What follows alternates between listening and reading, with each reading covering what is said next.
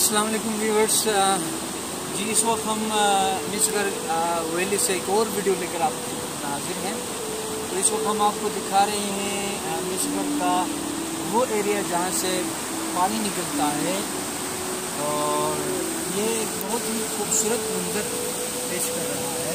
आप देख सकते हैं ये कि इस जगह से यानी सडनली ये पानी निकलता है। हालांकि नॉर्मली ये होता है कि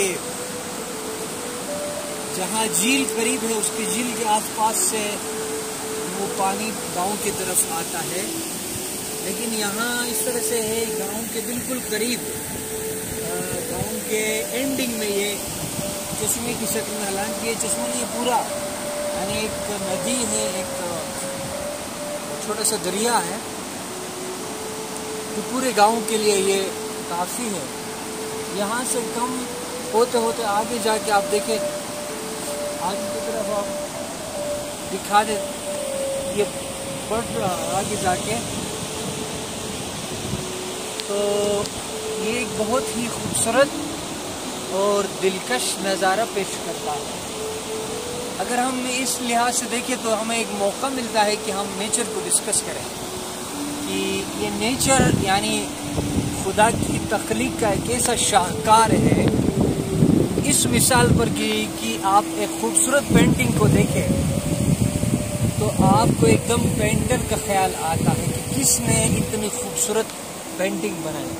वो एक कायनात भी एक खूबसूरत पेंटिंग है, और इसका बनाने वाला यानी हर चीज़ हमें उस हकीकत की तरफ ले जाती है कि ये खुद ब खुद ये कायनात नहीं बनी है। तो ये पानी ही के सिस्टम को देखिए कि यानी कौन सी ताकत है जो जब गर्मी का मौसम आता है तो ये पानी का बहाव बढ़ते बढ़ते बढ़ते फिर जो ही ख़ज़ा का मौसम होता है तो अब ये आगे चल कर ये कम होता जाएगा, और मौसम सरमा में बिल्कुल ही ये पानी कम हो जाता है।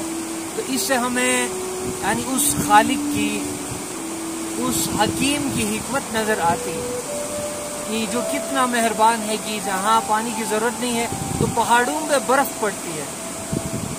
पहाड़ों की तरफ देखें तो जिसके ऊपर बर्फ़ जब सर्दियों के मौसम में वो बर्फ़ पड़ती है और एक दम बन जाता है, वहाँ से जो मौसम में बाहर आता है तो वो पानी जो है अभी रिक्वायर होती है, पानी की ज़रूरत होती है ज़मीन को।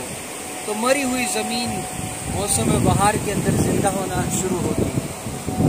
तो इसी तरह से यानी इसमें इंसान के लिए निशानियां हैं।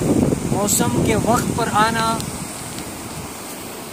ख़ज़ां, बहार, मौसम सरमा, वक्त पर बारिशें होना, वक्त पर सूरज का गुरूब होना, वक्त पर, यानी ये कायनात एक डिसिप्लिन का दर्स हमको देती है, एक नज़्म व ज़ब्त का। और इससे ये पता हमको लगता है कि अक़ली तौर पर हम खुदा की ज़ात के करीब हो जाए, उसको पहचानने के लिए। जैसे समझ लो कि कोई बहुत बड़ी फैक्ट्री है, तो वो फैक्ट्री देख के अंदाज़ा होता है कि इसका चलाने वाला कोई है। किसी दुकान में जाओ तो चीज़ें खुद ब खुद नहीं आती। तो कायनात की ये चीज़ें इतनी मुनज़्ज़म तरीके से होना इस बात का एक वाज़ेह सबूत है कि इस कायनात को बनाने वाला एक माइंड काम करता है, एक फोर्स, एक ताकत जो खुदावंद ताला के कंट्रोल में है। उस ताकत से, उस माइंड से कायनात की हर चीज़ कंट्रोल में है, यानी ज़रा पर भी एक फॉल्ट नहीं पाएंगे अगर हम गौर करेंगे। जैसे कि एग्जैक्ट टाइम पर सूरज का निकलना, ठीक टाइम पर गुरूब होना, चांद का निकलना, रात का ढल जाना, कितना एक प्यारा सिस्टम है। यानी ये कायनात के ऐसे मनाजिर को देखते हुए हमें नहीं भूलना चाहिए कि उसके पीछे खुदावंद ताला की कितनी मेहरबानी है।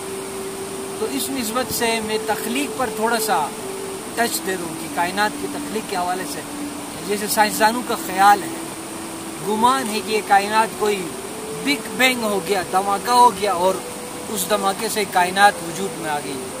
تو یہ ایک بچے کے لیے بھی یہ قابل قبول نہیں ہو سکتا یہ نظریہ کہ ایک دھماکہ ہو گیا اور اتنا سسٹمیٹک چیزیں بننا.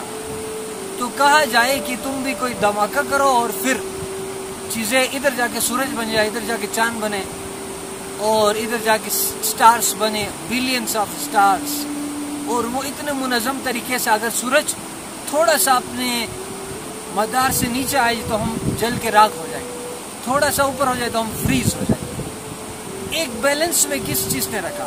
یا سورج کوئی مادی کوئی چیز ہے تو گست کب کا ختم ہونا چاہیے, مگر کیا چیز ہے جو اس کے پیچھے سے وہ فورس, وہ طاقت دے رہی ہے جس سے وہ قائم و دائم ہے. اسی طرح سے کائنات کی باریکی کو دیکھیں, یہ پانی جو بنتا ہے سائنس کی زبان میں H2O,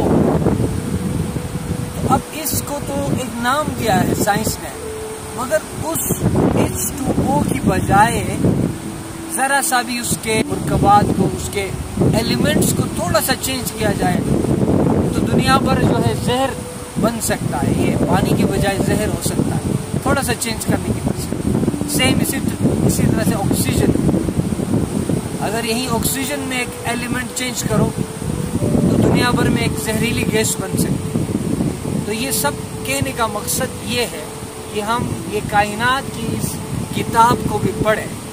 یعنی جس طرح سے قرآن تحریری شکل میں ایک کتاب ہے تو یہ کائنات بھی ایک حکمتی کتاب ہے جس کو ہمیں پڑھنا چاہیے.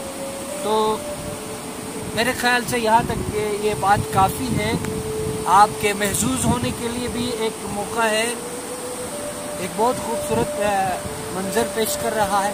ساتھ ساتھ اس کے ساتھ ایک علم کی بات ہو, ایک وزڈم کی بات ہو. تو مجھے امید ہے کہ آپ نے یہ